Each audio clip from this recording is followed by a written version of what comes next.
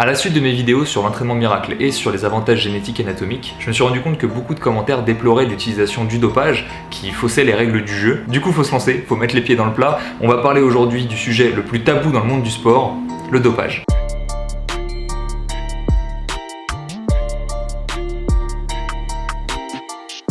Mon but dans cette vidéo est d'apporter de la perspective à un débat qui n'aura jamais de fin, mais qui peut avancer grâce à de la prévention. Et pour prévenir, il faut en parler. Dans le monde amateur, mon avis est sans appel, on y reviendra juste après. Cependant, le dopage dans le monde professionnel est pour moi un phénomène tellement compliqué que je ne me permets pas personnellement de pointer du doigt les dopés comme des pestiférés. Oui, le dopage, c'est mal, c'est une certitude, mais ce n'est pas si simple. Jetez-moi des cailloux si vous voulez, mais je fais personnellement partie des gens qui peuvent comprendre que sous des pressions médiatiques, des obligations de résultats, des enjeux financiers et politiques, certains sombrent progressivement dans le dopage. Comprendre ne veut absolument pas dire accepter, attention. Bien sûr qu'il faut sanctionner très lourdement le dopage, ça, là n'est pas la question. Par contre, je trouve que c'est fait trop souvent avec beaucoup d'hypocrisie. On pourrait parler d'un millier de choses sur le phénomène de dopage à haut niveau, c'est un sujet très vaste, mais pour que la vidéo ne dure pas des heures, j'aimerais revenir sur une expression que j'ai utilisée. J'ai parlé de sombrer progressivement dans le dopage, et c'est de ce point dont je veux parler aujourd'hui, ce qu'on appelle les conduites dopantes. Dans le code mondial antidopage, pour qu'une substance ou une méthode soit considérée comme dopante, il faut qu'elle remplisse au moins deux de ces trois critères. 1. La substance ou la méthode a le potentiel d'améliorer ou améliore significativement la performance sportive. 2. L'utilisation de cette substance ou de cette méthode représente un risque avéré ou potentiel pour la santé du sportif. 3. La substance ou la méthode est contraire à l'esprit sportif. Cette définition est importante parce que pour nous, sportifs amateurs, qui, dans la majorité des cas, ne sommes pas au courant de cette définition, qu'est-ce qu'on considère comme du dopage? À partir de quel moment est-ce qu'on passe de « oh ça va, c'est pas du dopage ça » à « ce mec-là, c'est un dopé, c'est le diable ». La question qui pose le plus de problèmes, c'est où s'arrête l'esprit sportif. L'esprit sportif est défini officiellement par l'Agence mondiale antidopage, mais on va se rendre compte qu'en réalité, cette définition, en fonction du point de vue qu'on adopte, elle peut varier un petit peu. Le mieux, c'est que je prenne quelques exemples afin de pouvoir mettre un petit peu de perspective à cette définition. Je vais commencer par l'exemple de l'érythropoïétine, plus connue sous le nom d'EPO, sûrement l'une des molécules qui va le plus nous parler en tant que sportif d'endurance. L'EPO est une molécule naturellement produite par le corps, principalement au niveau des reins, dont le rôle est de réguler la production de globules rouges. Pour faire simple, plus d'EPO égale plus de globules rouges. Plus de globules rouges égale plus de transport d'oxygène, donc une meilleure performance en endurance, d'où son intérêt. L'un des facteurs stimulant la production d'EPO par le corps, c'est l'exposition à l'altitude. Un moyen simple d'augmenter sa production d'EPO, c'est simplement de faire un séjour à la montagne. C'est considéré comme naturel, en adéquation avec l'esprit sportif. Il y a de l'herbe, des vaches, de l'air frais. À l'extrême inverse, on a ceux qui se disent « pourquoi attendre des semaines à la montagne pour attendre que mon corps en produise? Je vais simplement en injecter, ça sera beaucoup plus simple. » Ça, c'est du dopage pur et dur, on est d'accord. Mais entre les deux, il existe une zone grise. Certains sportifs ont commencé à se dire, bon, la montagne, c'est cool, ça permet d'améliorer les performances tout seul. Cependant, être obligé de se taper des séjours en montagne tous les 2 matins, c'est un peu relou. On a donc créé ce qu'on appelle des chambres hypoxiques, qui sont des pièces dans lesquelles on réussit à recréer artificiellement l'atmosphère en altitude. Comme ça, les sportifs s'entraînent à l'extérieur de leur chambre hypoxique, ils y rentrent le reste de la journée, tout ça toute l'année, pas besoin de monter à 5000 mètres.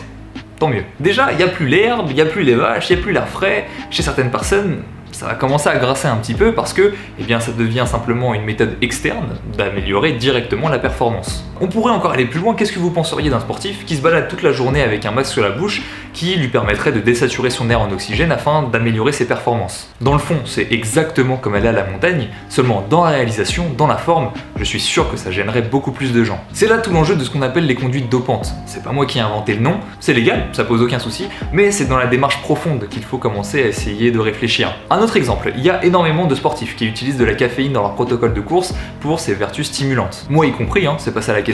Le café, c'est cool, c'est naturel, ça vient d'une plante, c'est légal, ça doit correspondre à l'esprit sportif. C'est vrai, sauf que cet exemple est en réalité intéressant parce que la caféine, jusqu'en 2005, à partir d'une certaine quantité, c'était considéré comme un produit dopant. Encore une fois, ce qui m'intéresse ici, c'est pas de savoir si c'est légal, si c'est pas légal.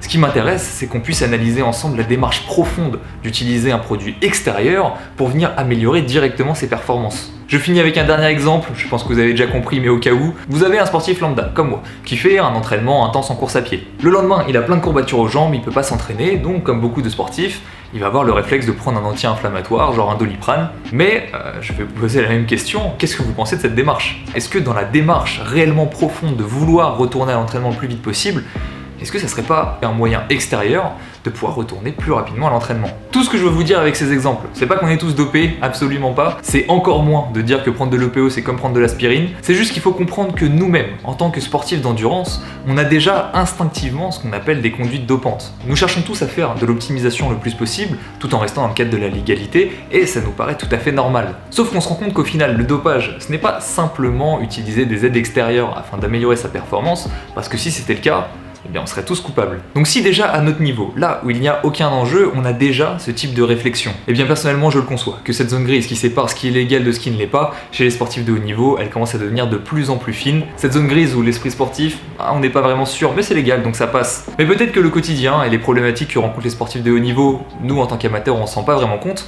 Donc ce que je vais faire, je vais prendre un exemple qui va beaucoup parler à tous les triathlètes. Chez les triathlètes amateurs, une zone grise qui est très très fine sur les triathlons où le drafting n'est pas autorisé, c'est la différence entre ne pas faire de drafting et le moment où on se dit « Oh, personne ne regarde, je vais drafter pendant quelques kilomètres ». Pas blesser grand monde. Or, si vous faites partie de ces gens-là, je ne vous lance absolument pas la pierre, seulement félicitations, vous êtes à mes yeux aussi coupable qu'une personne qui se dope. Drafter, c'est tricher, mais après tout, c'est pas comme si on se piquait avec une seringue, c'est pas très grave, sauf que le drafting, croyez-moi, c'est beaucoup plus efficace pour améliorer ses performances que n'importe quel produit dopant que vous pourrez trouver dans le monde, et pourtant, j'ai pas l'impression que ça fasse culpabiliser plus que ça.